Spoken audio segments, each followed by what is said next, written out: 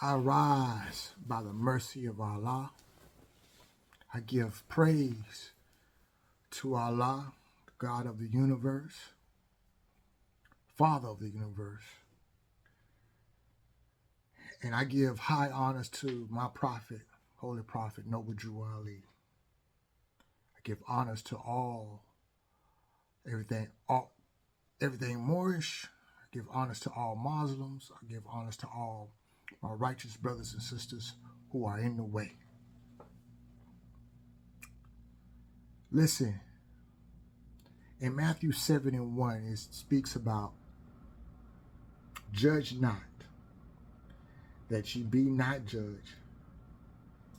And what that means is basically, however you judge, that same judgment comes back towards you. Because we all judge on some level or some kind of way. But be careful how you judge, because that same measure will be measured back to you, right? 7:3, right? Matthew 7:3 talks about, it asks a question about those who are judging their brothers and sisters. It says, and why beholdest thou the mote that is in thy brother's eye, but considereth not the beam that is in thy own eye? Now, a mote is like a little dust, a little spectacle of dust. A beam is the pillars of buildings that buildings are structured under. A beam. So that's a question. Ask a question. Our prophet Jesus, brother Jesus, said, why are you able to supposedly notice the little tiny dust in your brother's eye, but you don't notice the beam in your own eye? That's a question. That's a question.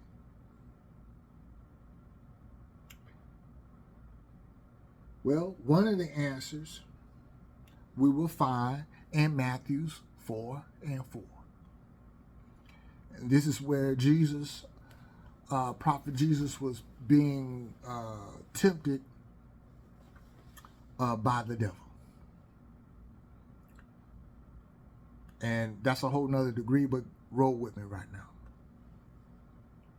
4:4 says, man shall not live by bread alone, but by every word that proceedeth out the mouth of God. Well, the problem is why you can't see that is because you're living off of carnal bread. You're living off the carnal things. So you see carnal things. Your vision is not clear because you don't have the foresight or knowledge by living off the word of God. Knowledge is good, right? But the word of God that breathes life into knowledge gives us foresight, being able to see past the illusions. This is why you can't see the beam in your eye. But more importantly, that makes us reflect on the question to ourselves. Am I judging my brother? Am I seeing a dust particle and don't see the beam in my own eye? These are the self-reflection. This is what's supposed to take place when we enter conflict, when we enter persecution, when things don't seem to go the way we want it to go. It's time for self-reflection. But the carnal man, rather than self-reflection, he reflects. He reacts. She or he reacts. And what that does is, for the holy man, the divine man, when that happens is, when the brother is slandering me, I ask myself, do I do that? Is there something in me that do the same thing that my brother is doing to me? And it may not be to the same degree that the brother is doing, but is it a moat level of doing? Am I on a moat level slandering my brother or my sister? And so even though it caused, and that's what we should do, reflect on ourselves, what the brother or sister is doing to ourselves. But it also reveals, it shows the heart of the person who's causing that persecution against us. Right? Key 73 in our 101 says, ask a question. What does the lower self breed? It says it breeds hatred, slander, lewdness, murder, theft, and everything that harms. Did I say slander? Yes, I did. Slander.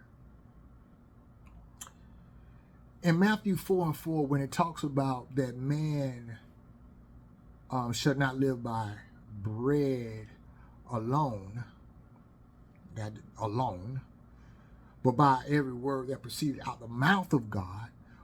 Who is the mouth of God? The prophets. It's the prophets. Right? Key number 6 in our 101 say, or ask a question, what is a prophet?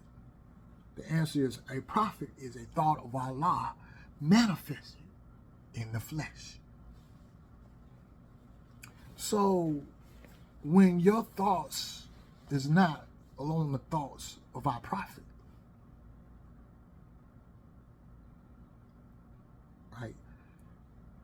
You can't see the beam in your eye. You can't even,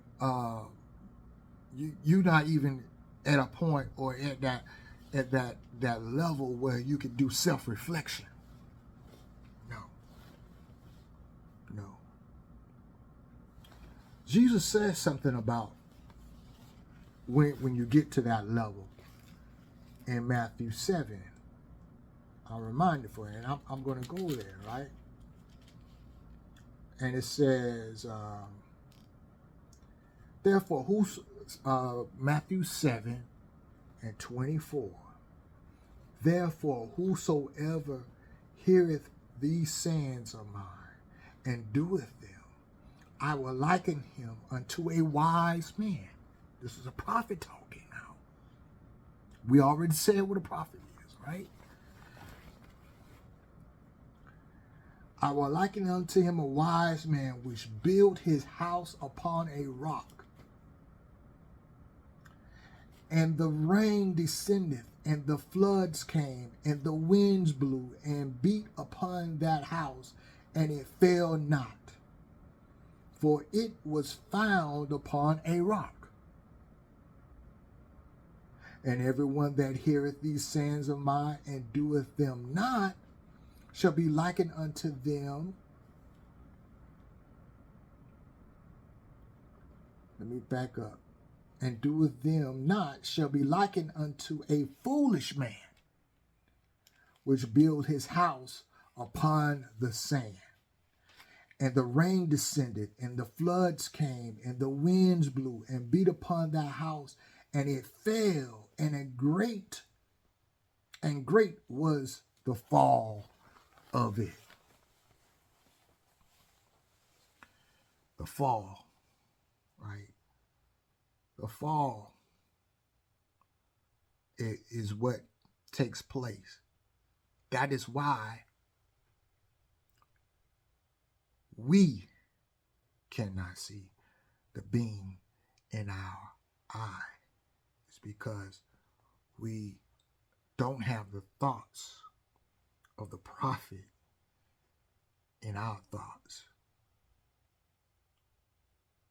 And we have refused to build and unfold the God seed the like we should. And therefore, we fall. And great is the fall. But you can get up again.